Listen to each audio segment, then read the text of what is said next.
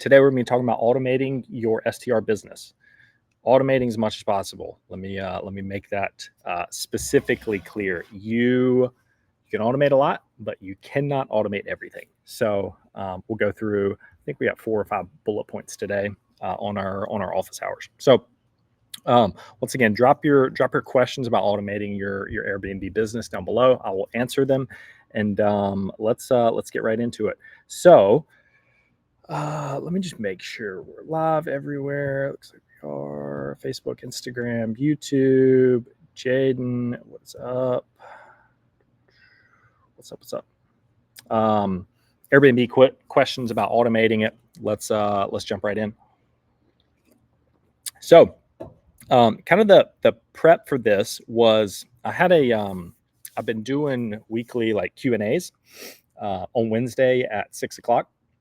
And I had a lot of questions about automating your Airbnb business. So I just wanted to do a full kind of office hours training on this from start to finish. So automating sounds sexy. It's great. All the gurus kind of sell you on their program to automate and completely be passive, hands off. It's impossible. You can automate a lot of stuff, which we'll go into today. I'll give you some freebies, some kind of tips and things that I've learned from hosting a couple $1 million on Airbnb, but you can't automate all of it. There is a lot that still requires manual intervention, and it's just I want to shoot you straight. I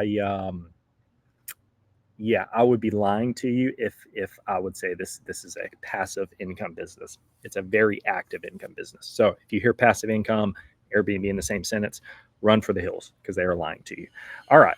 So let's get rocking and rolling. So there are 5 topics that I'm going to get into today.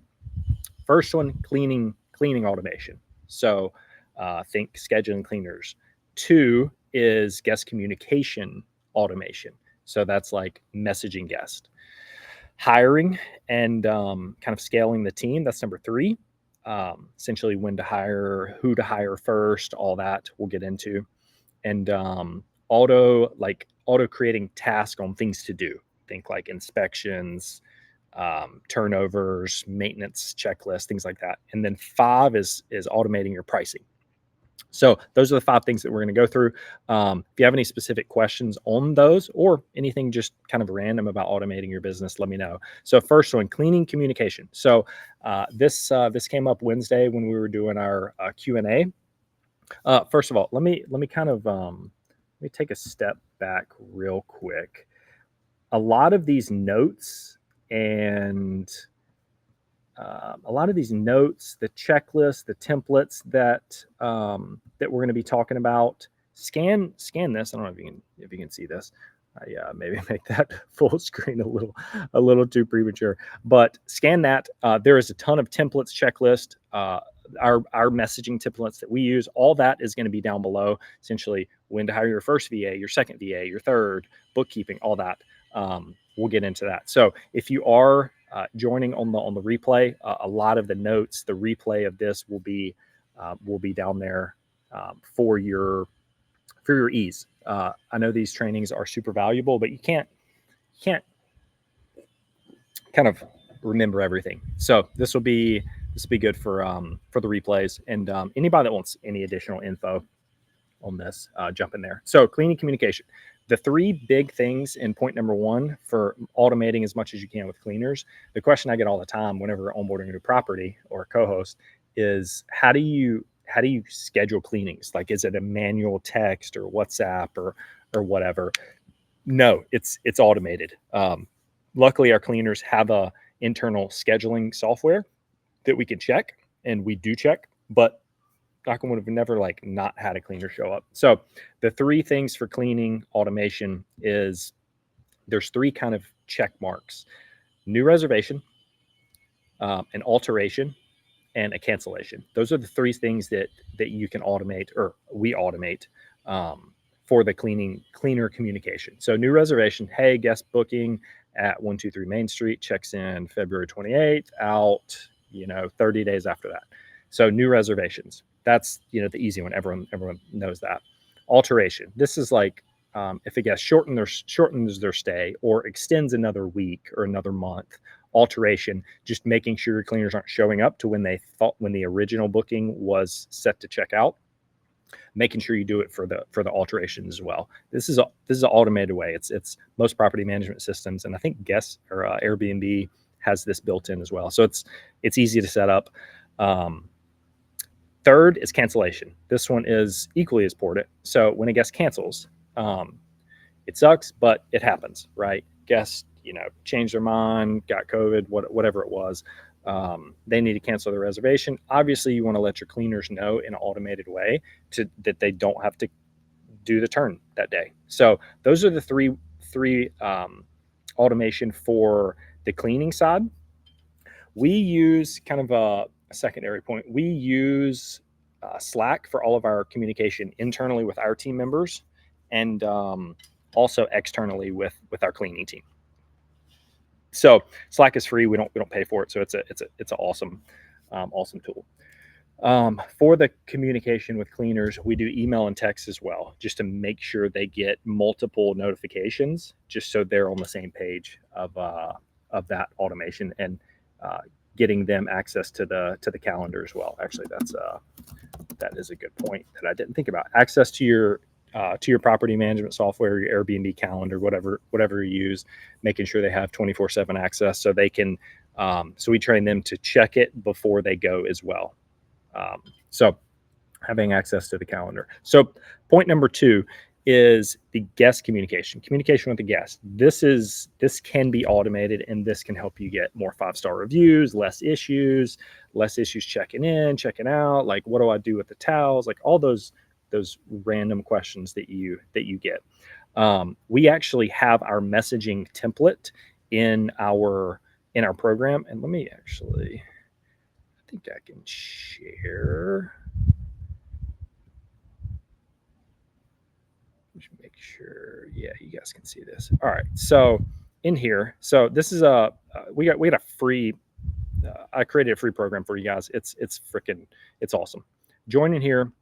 In here, you get a lot of the Launchpad, kind of a starter course for anybody looking to host and just be a better host, better business person, all around, just automating as much as possible. So we have our automated message templates in here.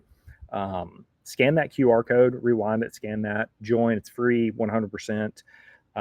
It's there to help you. It's my way of giving back. So automated messaging templates here, that will help a ton with the guest messaging. So that is, I think there's maybe 8 or 9 automated messages that we send to the guest automatically. It's not something we're manually doing. You can turn them off if you manually do it, but the system will take care of itself once it's set up. That's probably the easiest way to automate a lot of that. So kind of jump back over here. So the messaging templates, that's probably, man, it's underrated. I think it's a necessity to really do this at a high level. But I know a lot of hosts that just are manually, sending these messages, just kind of a waste of time. And things can happen. So, all right, hiring and team. Once again, if you have questions, drop them in the comments. More than welcome to kind of help you guys on a fly here. So the third point, hiring and the team.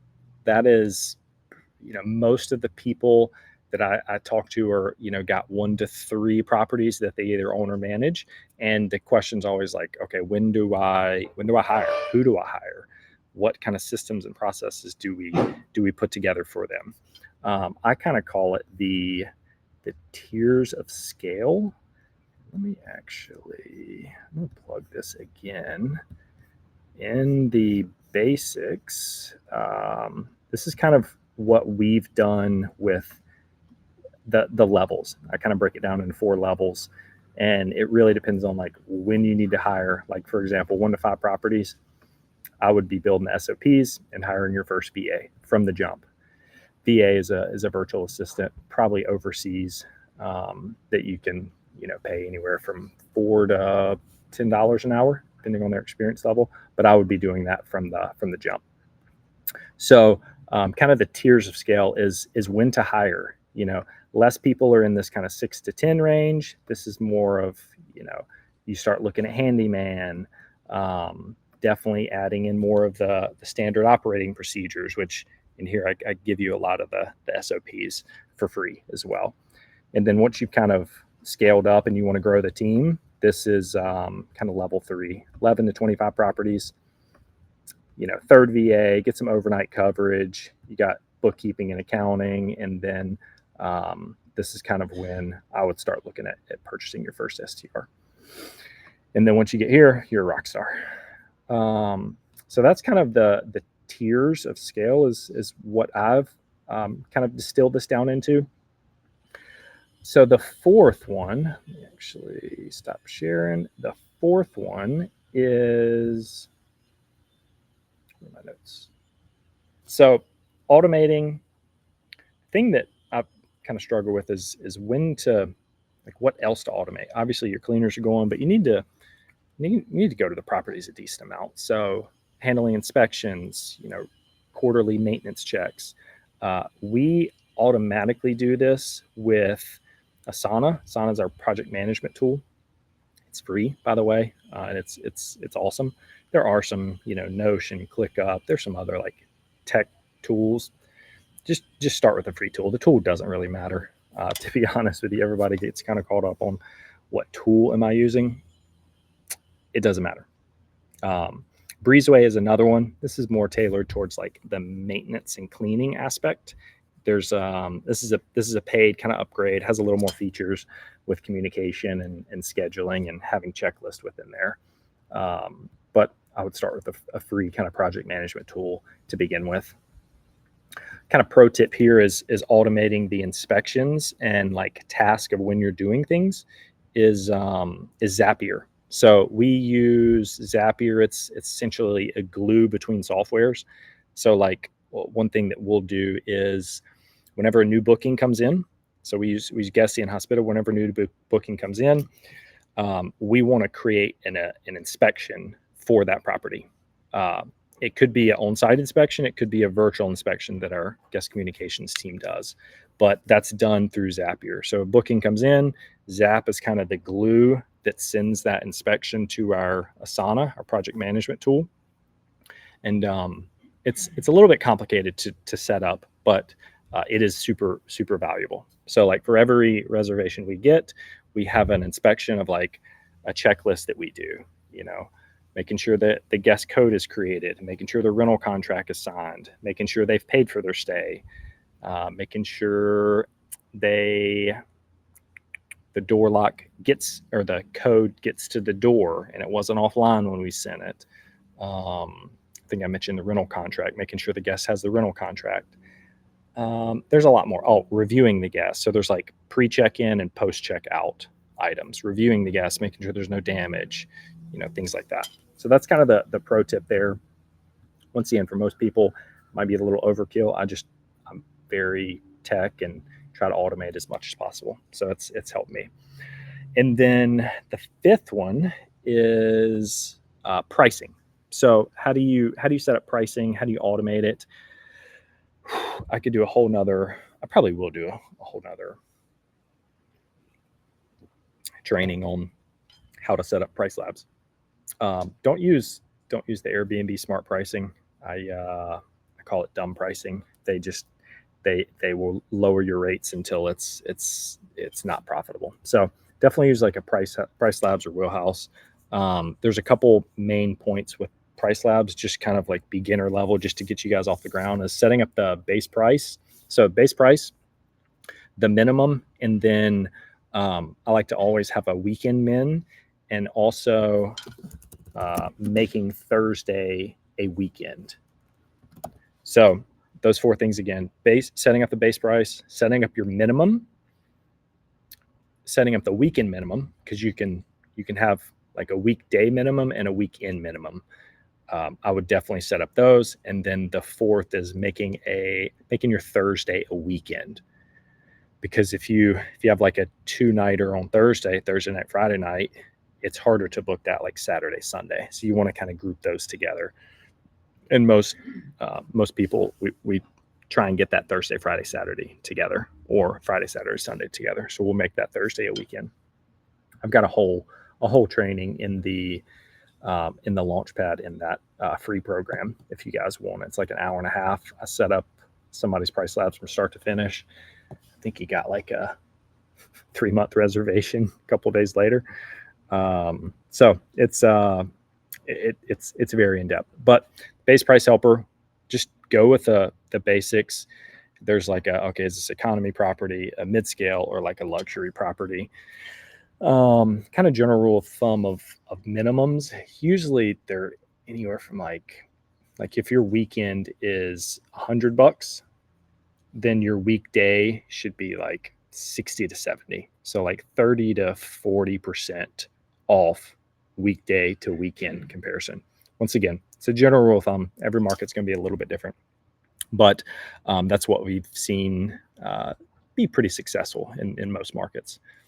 Weekend minimum, that's point number 3. So if you have like your weekday minimum is, let's say $60 in that example, $70, and your weekend is $100, you can actually set a weekend min that only those Thursday, Friday, Saturday goes down to that. Let's say you want it to have, $90 is the lowest you'll take for a weekend minimum. You can set those specifically in there, and it'll automatically kind of adjust and do that for you. All right. So that was probably a lot, but once again, a lot of this is already in here. The pricing and revenue, this one right here, it's an hour and 31 minutes, and it's very, very in depth. But this one, 2 days after this, he got a $9,200 reservation on a property that was definitely underperforming. So here's some kind of a template giveaway that we have with the pricing. But look at that. That's super, super valuable. But bring your notepad, because it's a beast. All right. No questions on this. We will jump off. I'm leaving for Florida tomorrow, so I will be out of this beautiful Airbnb tomorrow. All right. Take care. Thanks.